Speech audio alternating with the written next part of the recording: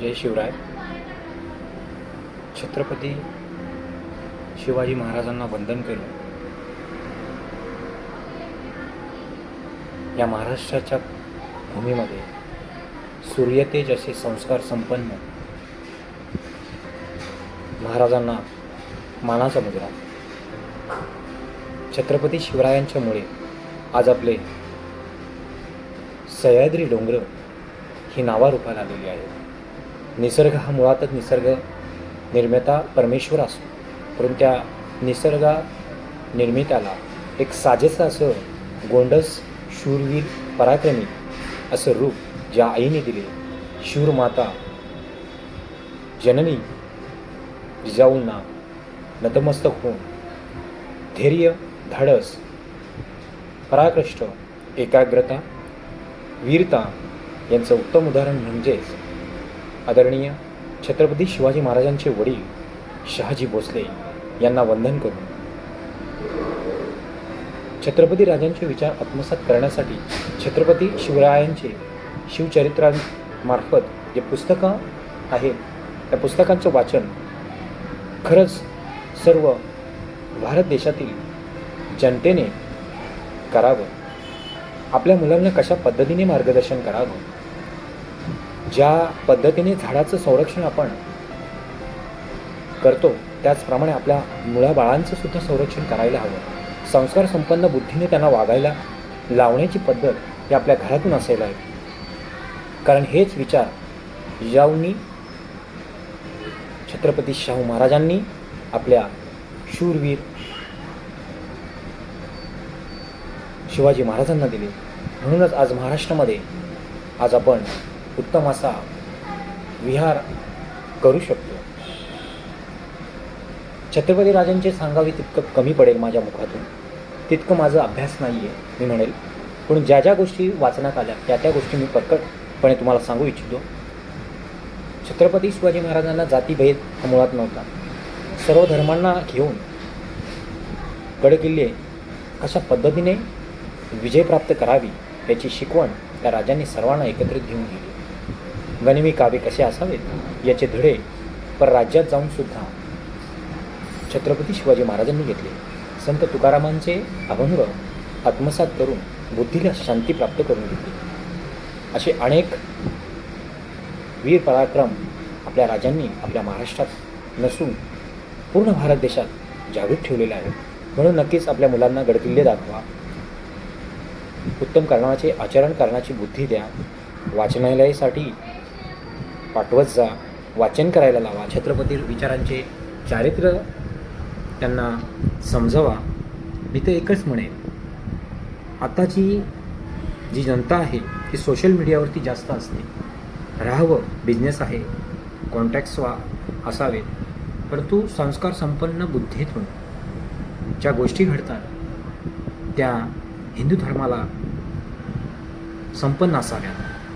म्हणून संस्कार हे मुळातच आईच्या गर्भशयात असतात मी म्हणेन. आणि त्यावेळेला गर्भशयामध्ये असताना आईने काय पाहावं, काय खावं आणि काय आचरणात ठेवावं हे आपल्या आईने पहिले आत्मसात करावं. त्यानंतर येणारा जो बालक आहे, मुलगी आहे, मुलगा आहे, त्यांच्यावरती संस्कार देण्याचं काम आई वडील देत असतात. म्हणून आपली आज जबाबदारी आहे. एक नागरिक हा देशाचा किती उत्तम असा सल्लागार होऊ शकतो उत्तम कर्माचा असेल तर. याचं ज्वलंत उदाहरण म्हणजे छत्रपती शिवाजी महाराज, छत्रपती संभाजी महाराज. या दोघांनी जर आपल्या महाराष्ट्रामध्ये असे पराक्रम केले नसते तर आपण नक्कीच या महाराष्ट्रामध्ये सेफ असतो का हो? नसतो ना. सेफ ज्यांनी केले ते सेफ अगोदर स्वतःच झाले, विचारांनी, कार्यांनी. जातीवाद मुळात छत्रपती राजांच्या घराण्यातच नव्हता. आपण आता बघतोय राजकारणामध्ये जातीवाद दिसायला लागलेला आहे. असं नसावा. व्यवसायामध्ये जातीवाद असायला पाहिजे का? नाही. सर्व धर्म समभाव कीर्ती असायला आहे. एकजुटीने जे कार्य होते ते एकट्याने कधीच होणार नाही. आणि जे एकट्याने कार्य करण्याच्या पद्धतीत उतरतात त्यांना अडथळे नक्कीच येतात. न जर बौद्धिकतेचा विचार केला तर संस्कार संपन्न बुद्धीने कोणताही कार्य उत्तम पद्धतीने होतो. छत्रपती शिवाजी महाराजांच्या सानिध्यात राहिल्याने भरपूर काही आपल्याला प्राप्ती होणार आहे.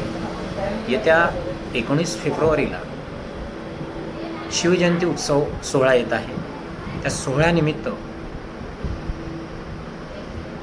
मी स्वतः ठरवलं आहे की आजपर्यंत आपण अनेक ठिकाणी शिवजयंत्या साजरा करतो, कार्यक्रम करतो, त्यातून एक आदर्श नक्कीच जात असेल, परंतु एक बौद्धिकतेला विचार करण्यासारखी गोष्ट आहे की शिवजयंतीच्या दिवशी आपल्या ज्या मराठी मुलांच्या शाळा आहेत, इंग्लिश माध्यम मुलांच्या शाळा आहेत, यांच्यावरती संस्कार कसे असावेत यांचे थोडक्यात तरी उदाहरणं त्या दिवशी द्यावेत.